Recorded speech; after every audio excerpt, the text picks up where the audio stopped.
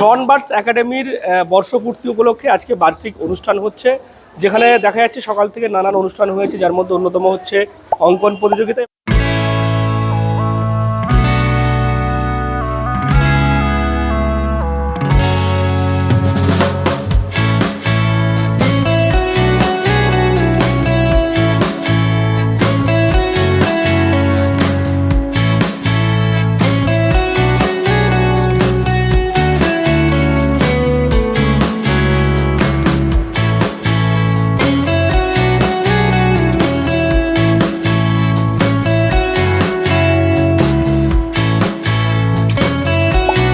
এবং এরপর যে অনুষ্ঠান শুরু হবে দেখতে পাচ্ছেন তার মঞ্চ প্রস্তুত হয়ে গিয়েছে।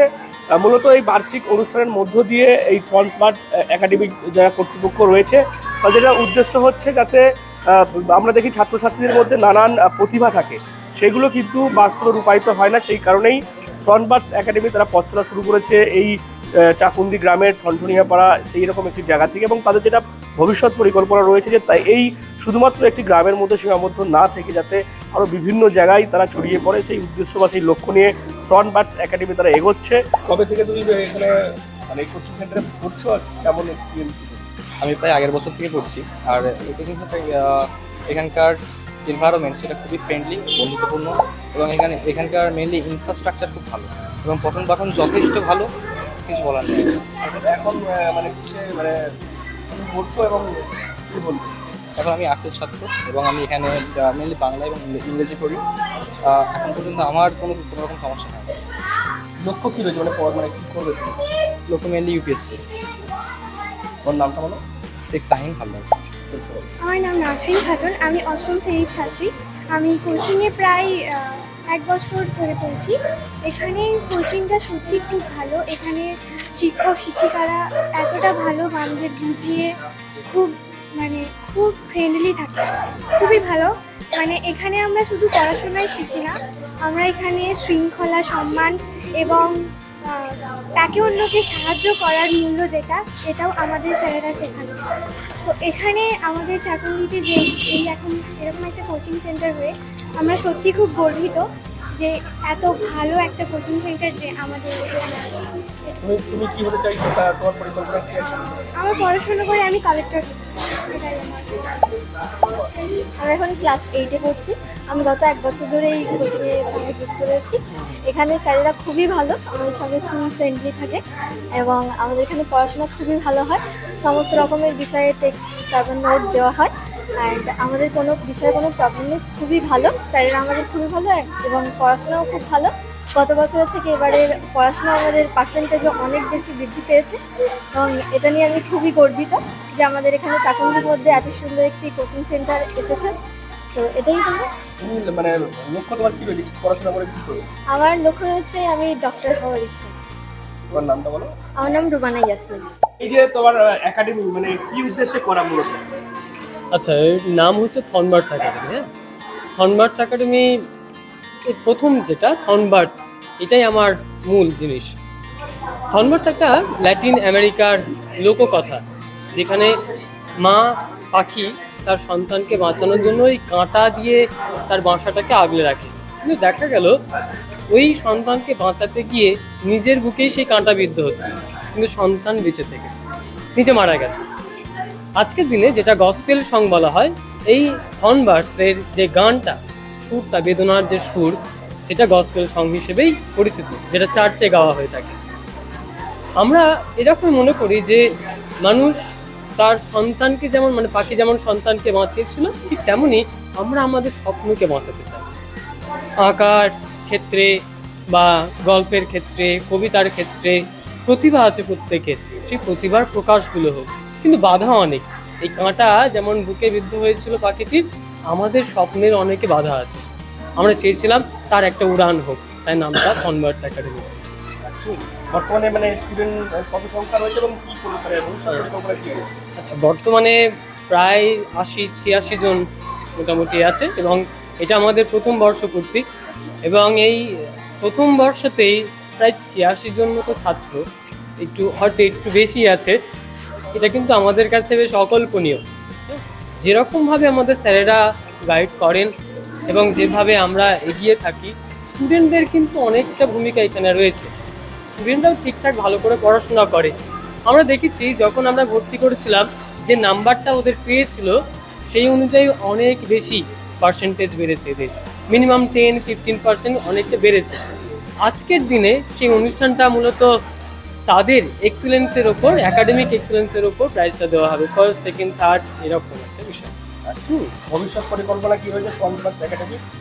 এটা আমি চাইছি এটা শুধুমাত্র ঠনঠনে পাড়ায় না থাকুক, বাইরে ছড়াবে। কারণ আমাদের ছাত্রদের থেকেই এটা জানলেই বোঝা যাবে বা গার্জিয়ান থেকে জানলেই বোঝা যাবে যে কী পরিমাণে আমরা সাহায্য করি বা ওদের থেকে আমরা ফিডব্যাক পেয়ে থাকি। আমাদের ঠনঠনে পাড়া অনেকটা ভিতরের দিকে, তাই অনেকের এখনো জানাশোনা নেই, চেনে না, জানে না, কিন্তু এটা বাইরে যাবে। যেমন ওই পাখিটি উড়ে বেরিয়েছিল তার গসপেল সং নিয়ে, ঠিক তেমনই আমরা সব জায়গায় ছড়িয়ে যাব। কোন্নগর হবে, হুগলির যে কোনো প্রান্তে হবে, এরকম একটা বিষয়। পড়াশোনার দিক থেকে বলবো যারা আর্টস হোক, সায়েন্স হোক, প্রত্যেকেই এখান থেকে তার সূচনাটা হবে, ভিত্তিটা যেন এখান থেকে শুরু হয় আমি চাই। সামনে তো মাধ্যমিক পরীক্ষা, ছাত্রছাত্রীদের উদ্দেশ্যে কি বলবে এবং গার্জিয়ান যারা চাইছে এরকম একটা একাডেমিতে তাদের সন্তানকে পাঠাবে তাদের উদ্দেশ্যে কি বলবে?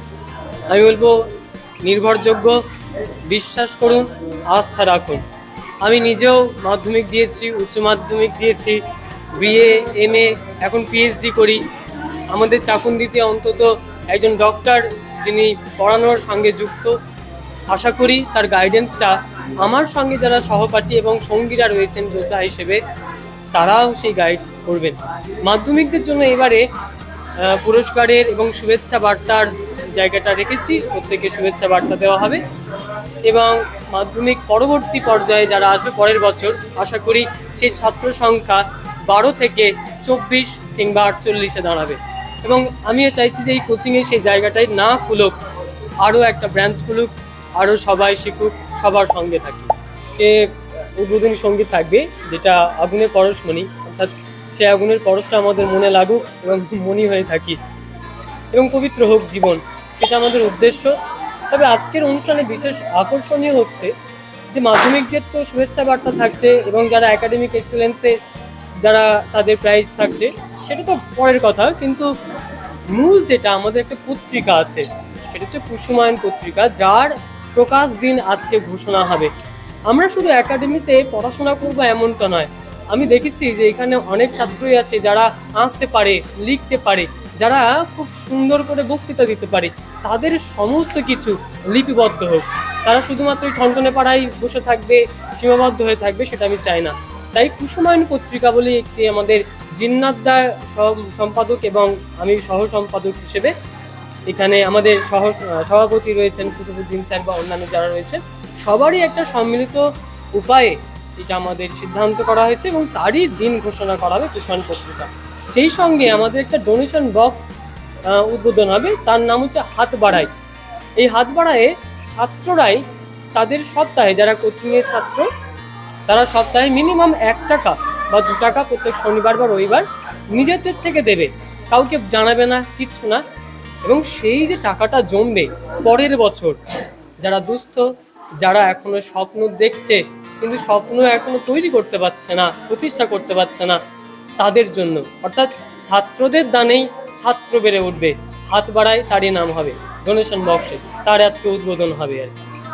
আর যেটা বিষয় হচ্ছে একটা কমপ্লেন বক্স উদ্বোধন হবে, যেই কমপ্লেন বক্সে আমাদের টিচাররা, আমাদের ছাত্রদের কাছে অনেকের খারাপ ভালো থাকতেই পারে, তারা ব্যক্তিগতভাবে হয়তো জানাতে পারে না, সেই কমপ্লেন বক্সে স্টুডেন্টরা আর কি শিক্ষকদের নামে অভিযোগ ভালো খারাপ সবটুকু করতে পারবে এবং সেটা অ্যানোনিমাস, কোনো নামহীন একটা বিষয়, এই বিষয়গুলো থাকবে আর কি। আরেকটা হচ্ছে যেটা টপার্স, আওয়ার টপার্স, 1 বছরে আমরা অনেকটাই এগিয়েছি, অনেকে যারা 65 আপ পেয়েছে তাদের একটা টপার্সের তালিকা করে সেই ব্যানার উদ্বোধন হবে আজকের দিনের এই বিশেষ কর্মসূচি আর কি আমাদের।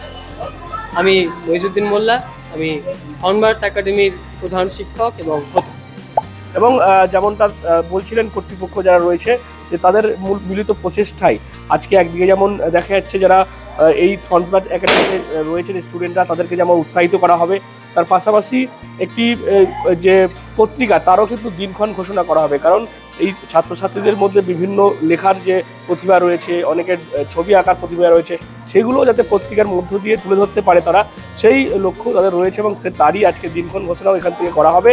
এছাড়াও একটা বিশেষ উদ্যোগও নেওয়া হয়েছে থর্নবার্ড একাডেমির পক্ষ থেকে।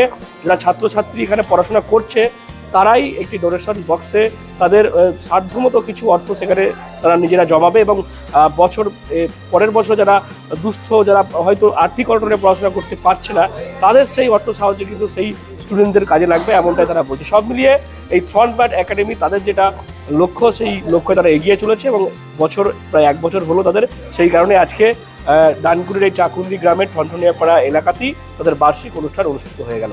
কি বলবেন আপনারা এই গোটা বিষয় নিয়ে, এবং থর্নবার্ড একাডেমি সম্পর্কে যদি আপনাদের কেউ মন্তব্য করার থাকে অবশ্যই আপনারা মন্তব্য করবেন কমেন্ট বক্সে। এরকম আরও খবর পেতে নজর রাখবেন ডিএনএন বাংলায়। ডিএনএন বাংলা সবার মনে সবার